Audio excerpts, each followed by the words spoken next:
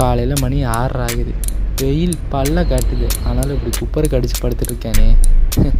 நான் தான் ஜெயிக்கேன். எனக்கு 21 வயசு ஆகுது. இல்லை 22. இந்த 22 வயசில் இன்கன்சிஸ்டன்ஸியாக இருந்து பழகிட்டு கன்சிஸ்டன்ஸியாக ஒரு வீடியோ போடணும்னு நினைக்கும் போது கொஞ்சம் கஷ்டமாக தான் இருக்குது. போன வீடியோவில் சட்டை போடணுன்னு கலாய்ச்சிங்க. இந்த வீடியோவில் சட்டை போட்டேன்.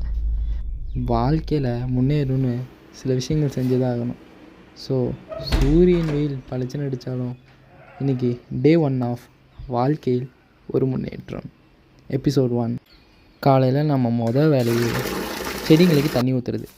தண்ணியெல்லாம் திறந்து விட்டு மக்கில் எடுத்து ஒவ்வொரு செடிக்காக தண்ணி ஊற்றி ஃபஸ்ட்டு அந்த வேலையை முடிச்சிடணும். பெரிய செடியாக அதெல்லாம் இருக்கிறனால இதுக்கு மட்டும் அங்கங்கே ஸ்ப்ரே அடித்தாலே போதும், சூப்பராக வளரும். ஸோ இந்த வேலையை முடிச்சுட்டு அடுத்து ஒரே வேலை தான். நம்ம பறவை பசங்களுக்கு தானியத்தை போட்டு தண்ணியை லைட்டாக ஊற்றினாலே போதும், அதுங்க வாட்டு குடிச்சிக்கும். நடந்து வந்து பார்த்தா இவன் கொரட்டை விட்டு தூங்கிட்டு இருக்கான். நானே எந்திரிச்சிட்டேன். இவனுக்கு என்ன தூக்கம்? மொட்டை மாடிக்குன்னு குடுன்னு துரத்தி மேலே ஓடி போனால் இவனுங்க என்னையே மூச்சு வாங்க வைக்கிறானுங்க.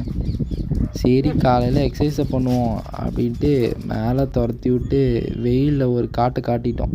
இதுக்கடுத்து நம்மளுக்கு லைட்டாக ஒரு வார்ம் அப் மட்டும்தான். இந்த கை ஒரு சுற்று, அந்த கை ஒரு சுற்று, தலையை ஒரு சுற்று, கால் ஸ்ட்ரெச்சிங்கை போட வேண்டியதுதான்.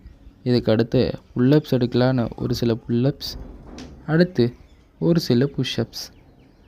இதை முடிச்சுட்டு ஸ்ட்ரைட்டாக போய் கண்ணாடி முன்னாடி ஒரு ஃப்ளெக்ஸிங்கை போட வேண்டியதான். ஒன்றுமே இல்லை, ஆனாலும் பரவாயில்ல. இதெல்லாம் பசி ஜாஸ்தி ஆயிடுச்சு. ஸோ பாலை சூடு பண்ணி வாழைப்பழத்தை எடுத்து கொஞ்சம் கொஞ்சமாக சாப்பிட்டுட்டு நம்மளுக்கு சத்து மாவை போட்டு குடிச்சிட்டு நிம்மதியாக ஒரு சிட்டிங்கை போட்டால் அவ்வளோதான் வாழ்க்கை.